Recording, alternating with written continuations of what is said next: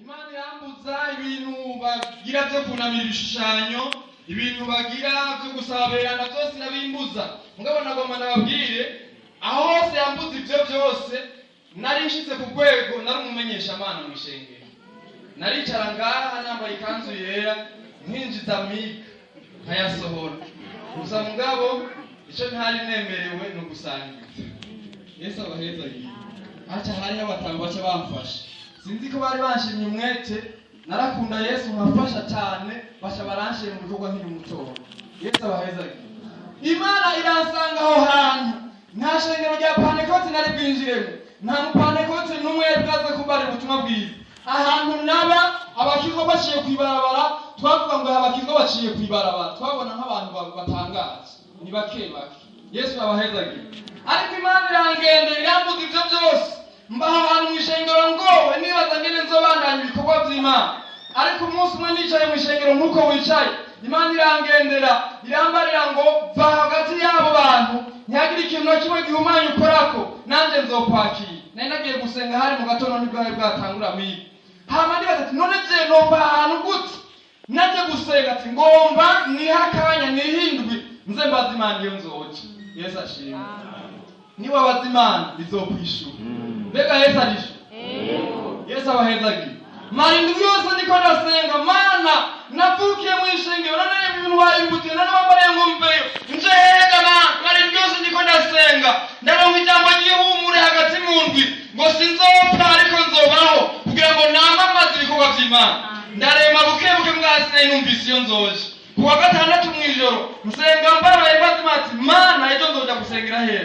Ijwi rirangendera mw'ijoro rirambarira ngo namubise ijwi rihamagara ngo Emery yagiye gusengera iMahonda. Yesu ashimwe. Aho hantu iMahonda ni kububwiriza bw'ishengero rya Pentecote n'ubu ni honje. Yesu ashimwe. Mbega mwumva Yesu atameze neza. Candagendayo byabindi Imana yambuza byose sanga ntabiri. Sanga hari ubugingo bushasha. Nibwo ngomba ndakubwira. Yesu abahezagiye. Ariko nagomba ndakubwira, wowe winjiye muri rishengero, ibintu turiko turavuga ukabuvyumva nk'imigani, ukabuvyumvira kure. Nagomba ndakubwire ngo mu izina rya Yesu hariho ubugingo bushasha. Yesu avuga ngo mpagaze ku rugi ndagize gute? Ndadodoye. Umuntu niyumva ijwi ryanje akugurura ndinjiriwe dusangiye. Ndakwifurije kugururira Yesu. Abantu benshi Yesu bamurekeye hanze ariko ariko aradodora. Wamana amageragezwa, wamana amaganya, ufise inyota y'itabi, ufise inyota y'inzoga, uciye kwibarabara ubona bariko baranywa inzoga ukazishaka. Hari ikintu kitaraba muri wewe. Izina rya Yesu hamwe wogyemerera rikaza mu mutima wawe, ubugingo bwawe buba bushasha. Yesu nabahezagiye. Umuririmbyi wa 94 yavuze ngo ubugingo bwanje bwahindutse ukundi igihe Yesu yangereramo. Iyo twakiriye Yesu arahindura ubugingo bwacu, twaba dukunda ibintu tukabyanga kubera ikintu kiri muri twebwe. Izina rya Yesu rirafise ubushobozi. Izina rya Yesu rifise ububasha. Yesu nabahezagiye cyane. Iyo ni ntaha ya mbere iraheze, ariko ngomba kuvuga kuri aba twazananye. Ndabasaba abantu muhaguruke muzaba mukoze. Haguruka akanya karambira. Yesu abahezagiye. Yesu ashimwe. Amen. Mwababonye? Twagomba navuze ko twatanze intasho za hariya mu makorale turimo. Twagomba kubabwira yuko mwumvise ko ari Ernest mugabo harimo n'abandi bamwe bari muri kaminuza y'u Burundi, kandi twabwiye ko hariya i Bujumbura dufise uhura muri Antadrem. Kandi aha turafise korale irimo abantu baba bashika nk'igihumbi y'abanyeshuri biga mu makaminuza yose akorera mu Bujumbura. Yesu abahezagiye. Turatokorane hamwe kandi amategeko namwe. Twagomba rero tubwire urwaruka, twagomba tubwire abanyeshuri. Yesu abahezagiye.